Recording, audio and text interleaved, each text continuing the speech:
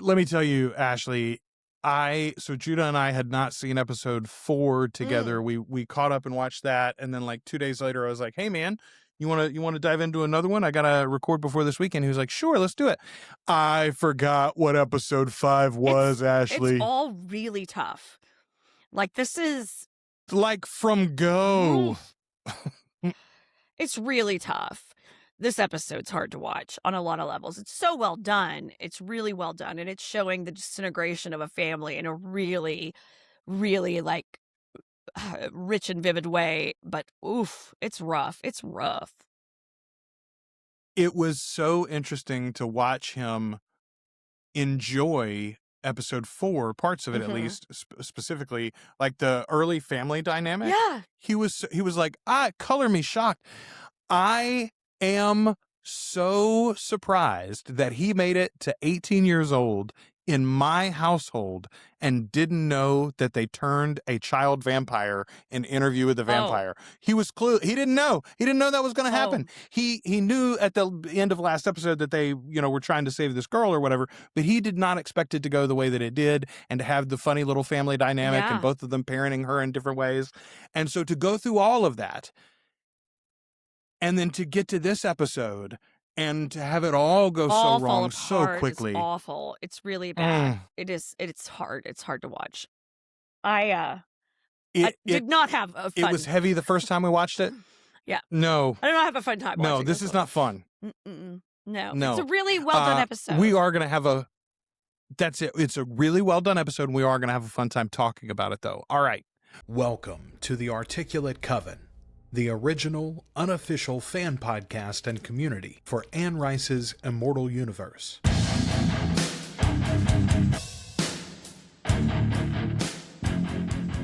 The Articulate Coven is Ashley and Joel, but it's supported by listeners just like you. Find out more at articulatecoven.com/join. We are the Articulate Coven, the original unofficial fan podcast and community for Anne Rice's Immortal Universe. We're your hosts. I'm Joel. I'm Ashley. And we are the Articulate Coven. We're talking about episode 105, A Vile Hunger for Your Hammering Heart, which, by the way, 3 H's, man. Mwah. That's real some good alliteration, bitch, is what that is. I love it. Is it alliteration still if it's an H? Because an H is like a vowel sound. Is that assonance? It's not assonance, is consonants. it? Consonants and assonance are the two types of alliteration. There you go. Right? Okay. Am I talking out of my ass? I think you are. No, I think you are, actually. I think you are right. Either way, it's pretty. It's poetic. It is. I love it. Such a good job Rollins got good naming taste. These episodes in this season. I really, really love it.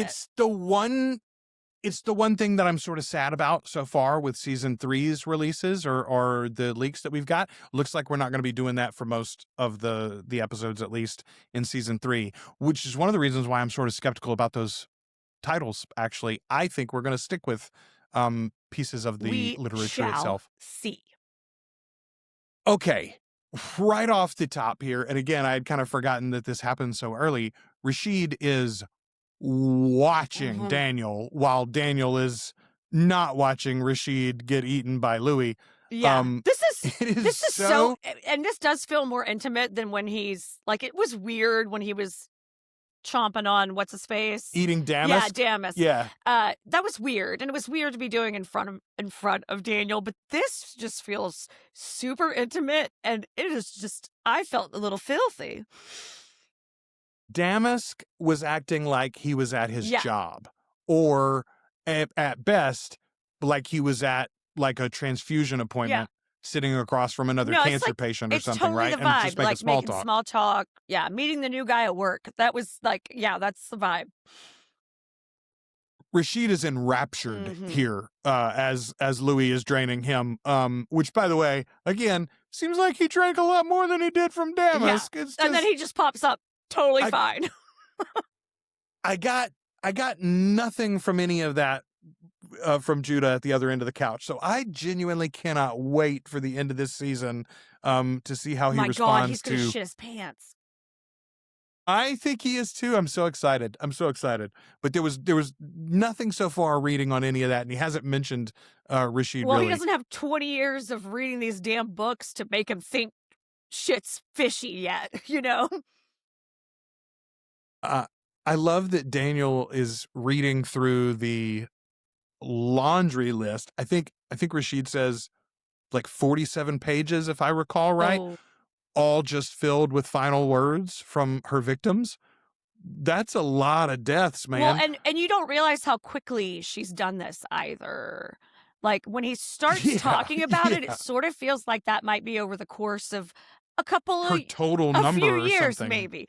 But no, turns out Yeah. she just has a fucking crash out, an epic crash out, and decides she's gonna eat everyone she can, trying to turn them into vampires. Daniel says, I'm trying to think of something more fucked up than Mhm. this. And Rashid very quickly points out, this interview that you're doing, sir, do you know that this man is committing suicide?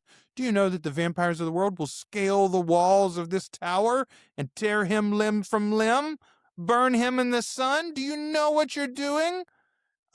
Which again, it's like, will you fucking let him in, homie? I mean, at this point, we don't know that Rashid let him in. We know that Louis let him in, but still, what is he doing? What is, again, let's go to the fact that we know how all this goes. What is Armand playing at Yeah. here?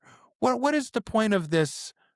First of all, if Armand really thinks that, then why would he let Daniel do it? Why would he let Louis do it? And if he doesn't think that, why would he put that sort of bullshit in Daniel's head?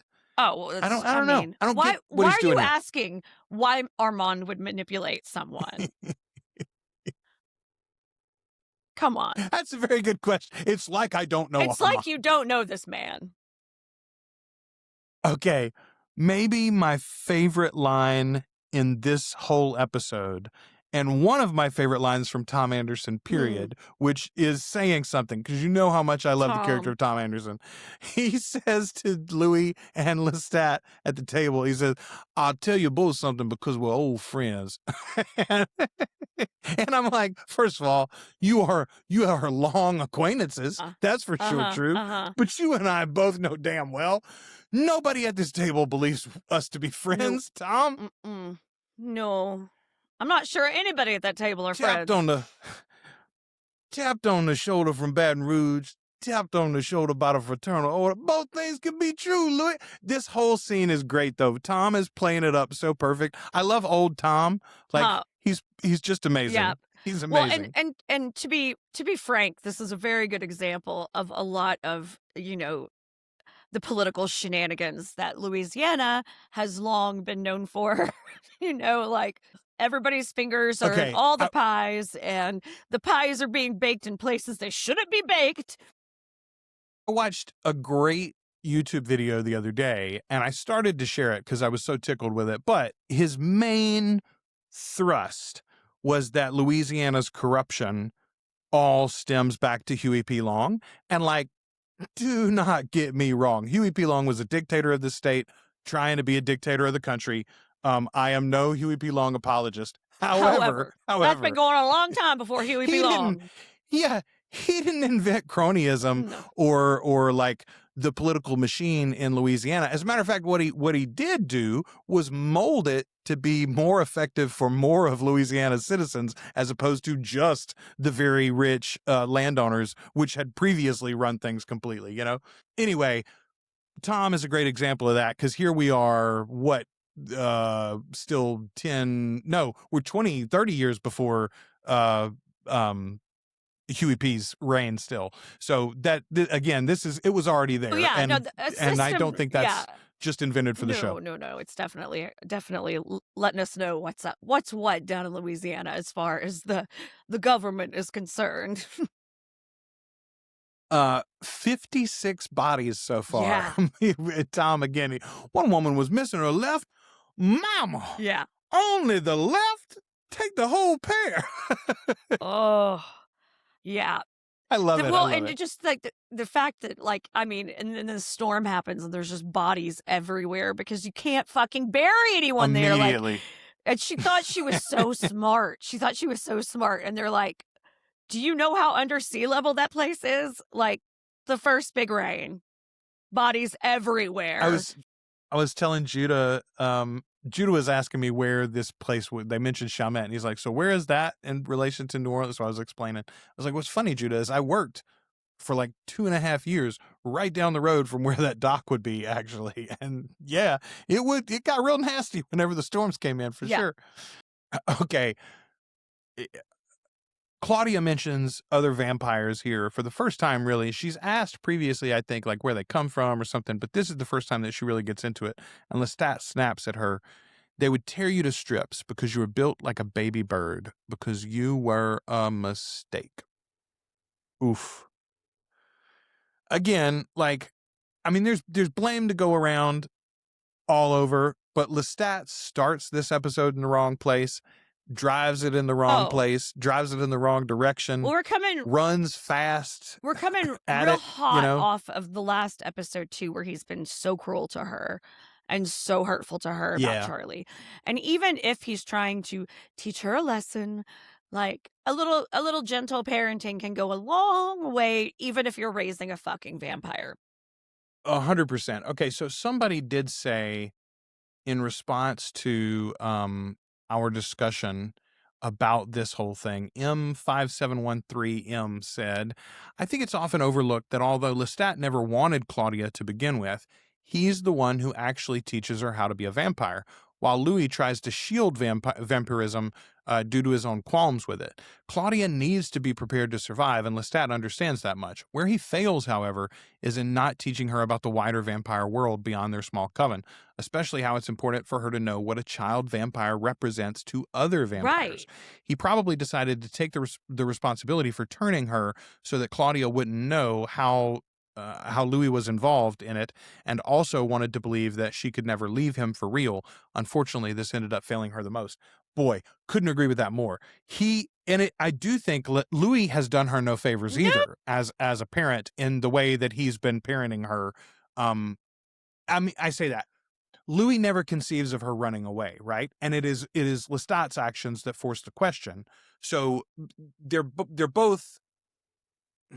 Boy, it's like a hard row to hoe as a parent. Like, I'm trying to build 4 little independent human beings, right, that can function on their own and that can stand up to nefarious systems and individuals in their lives, et cetera, et cetera. But also sometimes I want to just tell them to shut the fuck up and go to bed, right? And so like, I'm like, yeah, be independent and creative and stand up to authority, but not me. Not me. Not now. Yeah, no, I'm not the one. Not this guy. Yeah, so it's a hard road to hoe, and I understand for both of them. However, in their case, I do feel like they both had this rosy idea of like nothing ever changing. Yeah. And it was anybody that was paying any attention was seeing the trajectory that Claudia was on, God. which was out. Yeah. You know? Well, yeah. The other thing is it's dangerous for her. Like, Lestat knows that, like, if when Louis talks about let's go to Paris, and Lestat's like, nope, absolutely not Paris, because he knows that it's a dangerous place for him to go. It's a dangerous place for him to be because of Armand, presumably, and whatever. But and also it's a painful place. But also he can't take Claudia there, like. And if knowing that if other vampires that they might specifically got rules. Yeah, they've specifically got a fucking rule. Specifically got rules. So like knowing that there's a fucking rule about making children vampires, he still does it. And then he doesn't tell her that that's something that could be dangerous for her. He doesn't ever tell her that. Or Louis. He never even he tells Louis in the scene that it can't be done. And I think later we do get slightly different dialogue where maybe he even hints that it's like against the rules or something, or they wouldn't like it. But he never explains to him, now that she's here, you have to know we're not safe around other vampires. It's going to cause a problem. And you could be honest with anyone that's older than us. You could just be honest about it. Yeah. You could be honest with Claudia about it, and she probably would have accepted that explanation. Instead, he's just like, doesn't give her anything. Instead, he gives her nothing, no hope, no information, nothing. Yeah. And that wouldn't be betraying his promise to marry us or anything. That wouldn't be betraying any of the secrets that he's supposed to defend, et cetera, et cetera. He wouldn't even have to tell about Armand specifically or the he coven could just there. say it's a He thing, could just y'all. say, hey, this is a thing with some of our people. Child vampire, no. This is a thing with some of our people, and it's dangerous, and it could be dangerous for us because we've done this. But if we want to protect our family, we should all be on the same fucking page with it, you know? Yeah, man. Okay, I'm at the pediatrician the other day with the girls for like a regular checkup, and the pediatrician was. First of all, I love that they're at the age now where like they're answering the questions. And they're not like the woman's not even talking to me most of the time, except to ask about billing, basically. Right. But at one point, she says something about, "Do you know what to do in case of a fire or something?" They were talking about staying home alone or something that had come up in conversation. And she said something about, do you know what to do in case of a fire? And the girls were like, yeah, I would. And one of them said one thing and the other said the other thing. And it occurred to me that technically, back in the old Smokey the Bear days or whatever, we don't have the fire plan like we were taught to do. We don't have an actual family fire plan. Now, my youngest in the house is 12, right? And they're capable children, and I think they know to get away from the house. But it just occurred to me, I was like, no, we should just have a standard thing where everybody goes and we can regroup. Anyway, they should have had a fire plan. They should have had, you break this glass in case of emergency, and here's the Claudia things, has no reason to think another vampire is going to be dangerous to her. So when she meets fucking Bruce later, it really sucks. Like, she has no idea. No idea. She's just looking for someone who's like her. He's gotten tired of us, Daddy Lou. The housewife and the mistake. First of all, like playing it like that, like you want to talk about cutting. That was a good line. Also, though, felt like it'd been a while since she probably called him Daddy Lou, right? Yeah. Like, because they had been fighting and a little distant at this point. Yeah. Claudia says, maybe I'd be sweeping floors, making dinners, nursing babies. Maybe I'd go to church. First of all, ma'am, I don't think you would be going to church probably, but the rest of that is totally possible. No, she could have had a totally... It is a very Catholic city at that time, I suppose. She would have died if they hadn't turned her. She was going to die. But she doesn't know that for sure. And what could her life have been? And why didn't you take me to the hospital, actually? Well, okay, you and I just finished reading the Prince Lestat novel, and no major spoilers, but there's the character of Rose that we meet, who is saved from all sorts of problems in her life, not by the blood, though, but by the money, by the vast fortune that these rich vampires control and can bring to bear on a problem. They could have put plenty of money at the hospital. And maybe Claudia was seriously injured, right? But I get the feeling if they would have taken her to the hospital instead of home, she could have made it, probably. Maybe. Yeah, I don't know. But I don't know. This isn't a great situation, regardless. Okay. The one positive about watching this Bruce killer scene this time is the fact that we know he's in season, or we're very confident anyway that he's in season 3 in a trailer, and it looks like we're finally going to get to watch him get his. So, boy. And again, I was reminded that everything about this Bruce killer interaction we don't actually see here. We get more unfolded for us. Oh boy, that was the wrong turn of phrase. We get more unveiled to us at a later point in this series. Yeah. Oof. Yeah. Yeah. Poor Claudia. This episode just like this spiral that she has.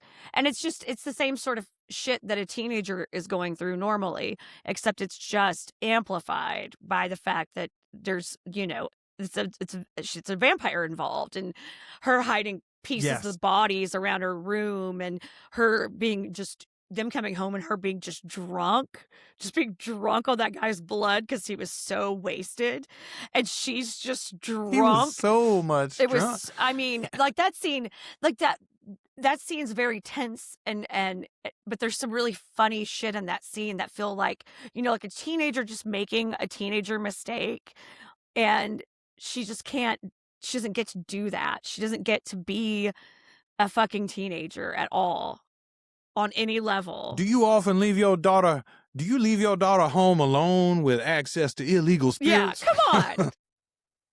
Let's talk about all the teenagers in America that have swiped shit from their parents' liquor cabinets. Okay. Ashley, how did I miss the raccoon crawling around the room so Claudia is away at college and we skip back to Louis and Lestat in the house. In the trash house. Yeah. But there's a fat ass raccoon crawling around on the pile of stuff. Like, that's a big raccoon. I did not see it If he's that big and he's in your house, I think it's a pet now. Or it might have been a snack for Louis later. That might have been. Yeah, he was saving. That was Thanksgiving dinner. That's right. Big old turkey. Okay, I had not made the connection before, and it's only 3 of them, but we now know that this is a motif for Rollin and his writing room. Claudia. Lestat's tired of hearing about her. What do we hear in season 2? Lestat. And now what do we hear in season 3? Armand. Anyway, yeah. Okay, good lines too. Lestat says, if my considerable considerables continued to be squandered. And then he just leaves it hanging. I love this moment, though. Louis is so far gone here. This is the closest that we get in the TV series, I would say, to the Louis that you and I described from the books in our pre-TV imaginings of this world. That is the Eeyore of vampires. Yeah. There he lays in squalor, reading the sad news, depressed, trying to find a little word about his girl, eating rats as they happen by him. Like, he's not even hunting rats at this point. They're just in your fucking house. Yeah. Go look, a snack. It's a really nice house, too. Like, pick up after yourself, sir. That's a historic landmark. I mean, this is the guy sitting in his gaming chair for 17 hours straight and then pulling like a Cheeto out of his navel and eating it. That's the equivalent here for a vampire. And then expecting to find a girlfriend on the internet. And Lestat is like, I am good looking. Louis Armstrong is in town. I love that. I'm going to go out and fuck this woman because you won't. You're not in it. You won't. You'll just sit here in your sad filth. Man, before he leaves with Antoinette, though, we get this great shot of Lestat in the foreground on the porch, basically, of their townhouse, smoking, and Louis is on the balcony, leaning over the railing, way on the right side of the frame, also smoking. Just lovely. And Louis is disheveled and he's got his crazy hair and he's in a bathrobe, and Lestat is in his chapeau with the full suit on and everything. It's just really good. This show is not only well written and well acted, but like, it's beautiful too. Just so good. The costumes in particular are just exquisite in this. Like, in particular, these first 2 seasons, the costuming is just, particularly this first season, the costuming is just gorgeous. Absolutely gorgeous. Oh, yeah. Okay, so Grace calls Louis to the cemetery and explains that she's killed you, declared him dead. I've killed you. Yeah, I needed this for my family.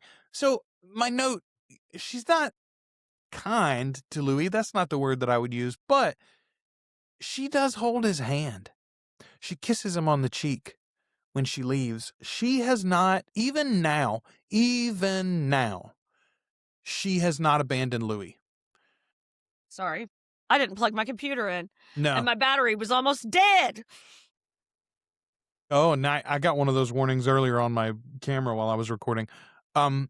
But she's not, even now, she's not given up on Louis exactly. Like, she could be kinder. Can't follow him anymore. She could be kinder. I agree.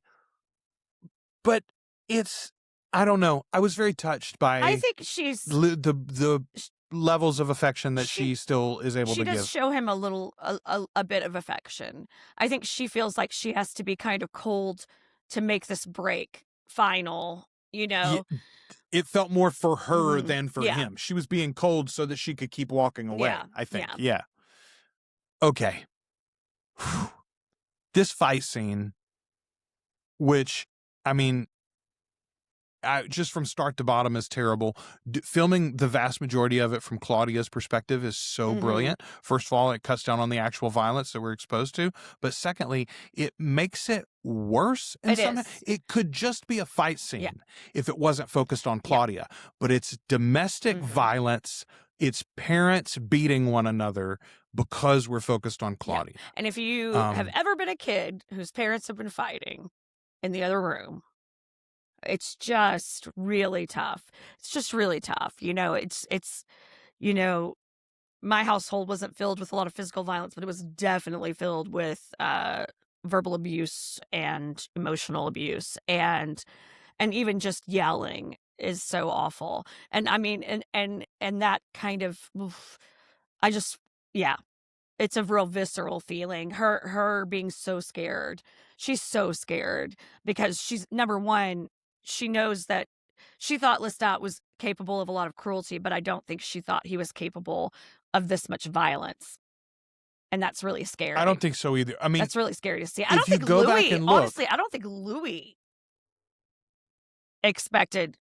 I think in retrospect, what we see when we see the further revealed version of this fight in season 2, I think what we know is that Louis didn't expect this level of violence from Lestat. I don't think he thought Lestat was capable of it. First of all, we know that they didn't know that Lestat could fly, right? But what a way to reveal it, by the way. Let me go up to the sky and drop your ass a mile down. Woo! But like, yeah, it's.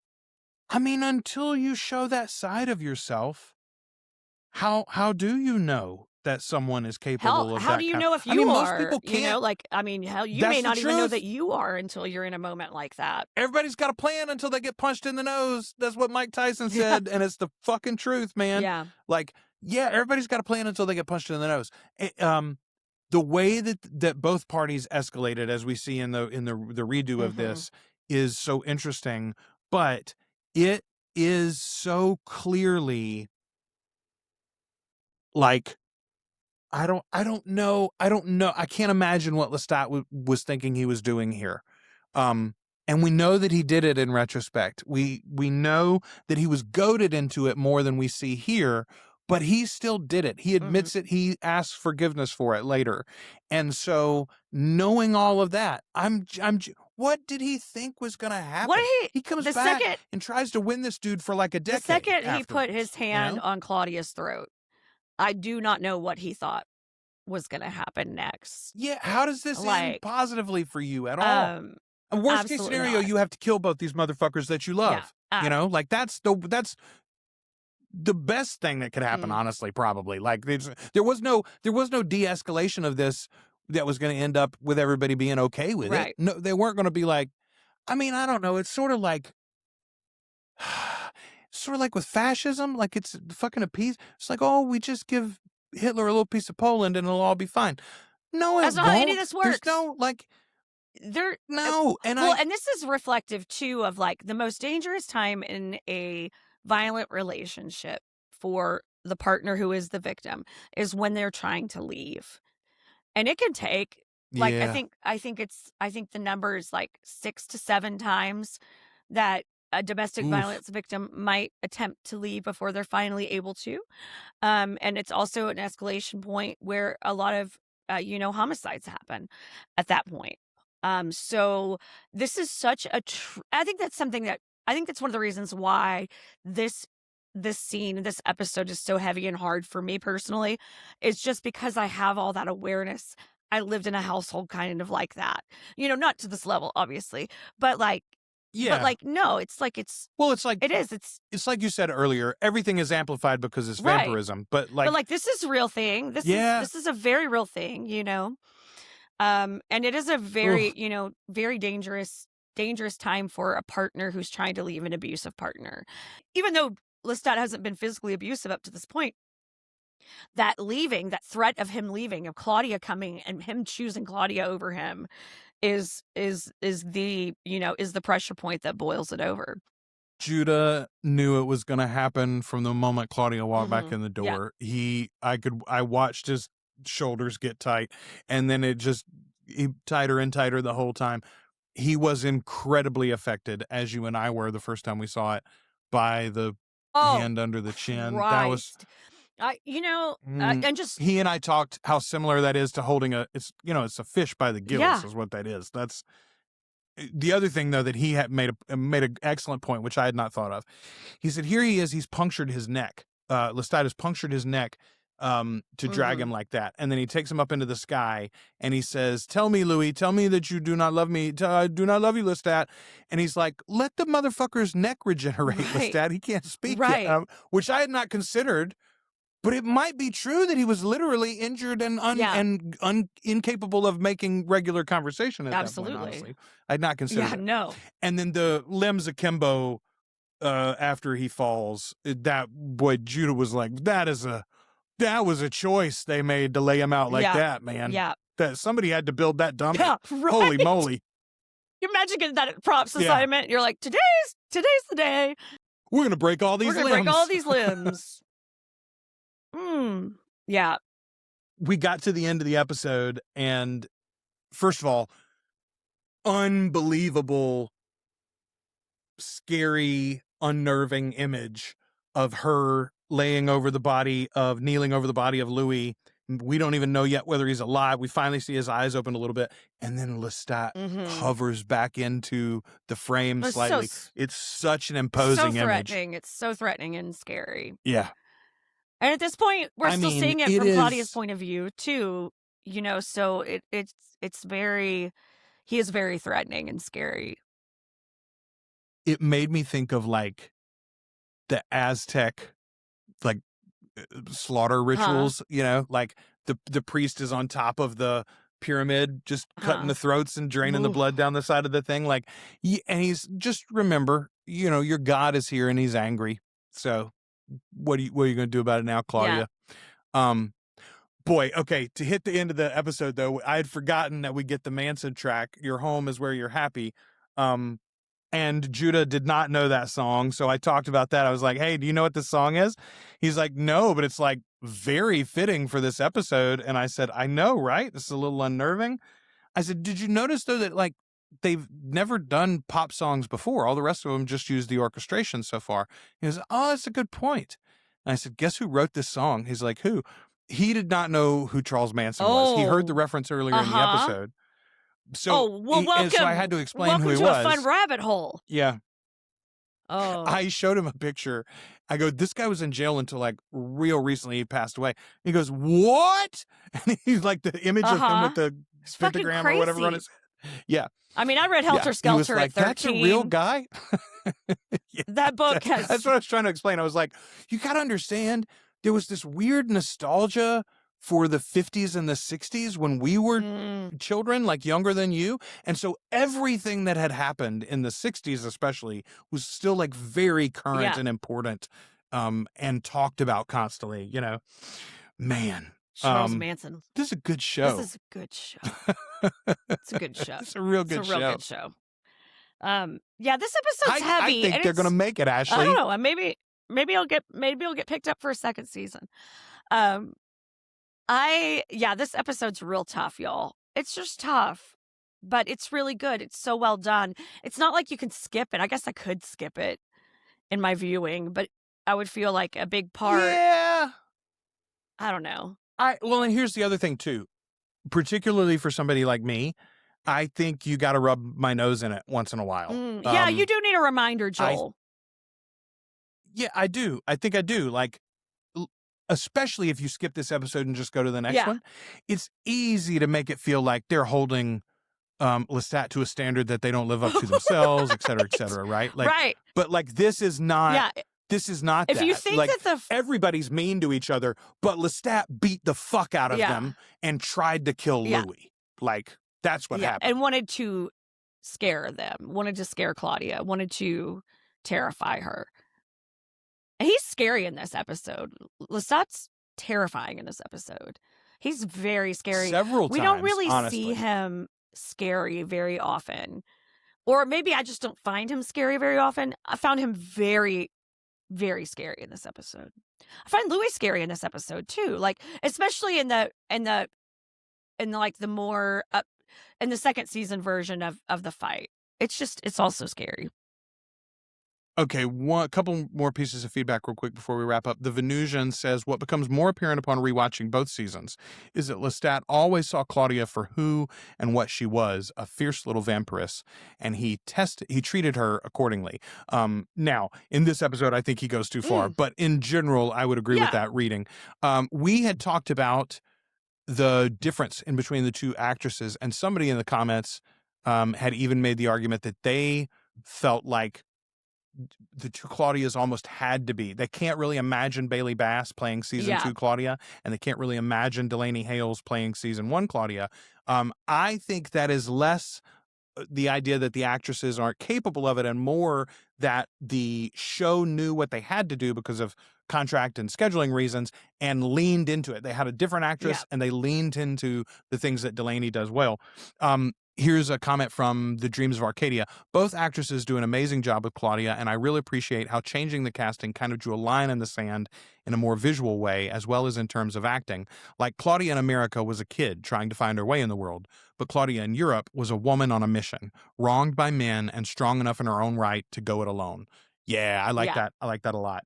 Yeah, they definitely made the lemonade out of the lemons with that situation, for sure.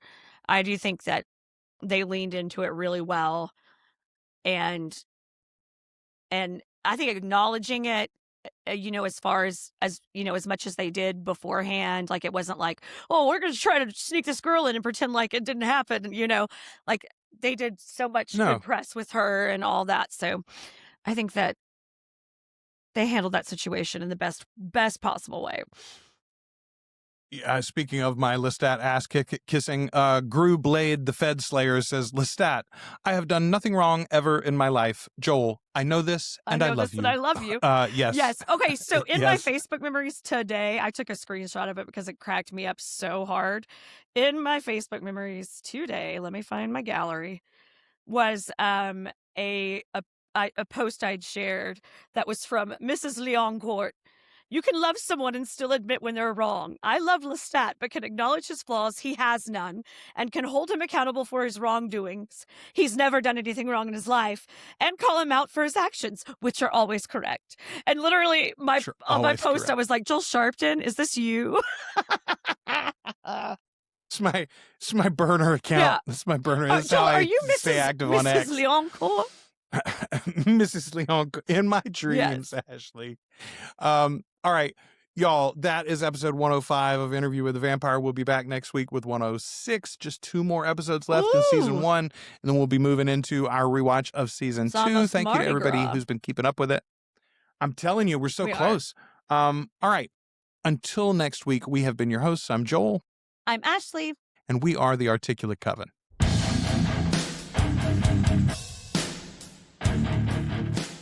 Thank you for sharing this time with the Articulate Coven. Support the show as either a free or paid member at articulatecoven.com/join. You can also find us on YouTube, Spotify, and wherever you listen to podcasts. Find more from the Coven with our sister show, Flan Again, covering the works of Mike Flanagan.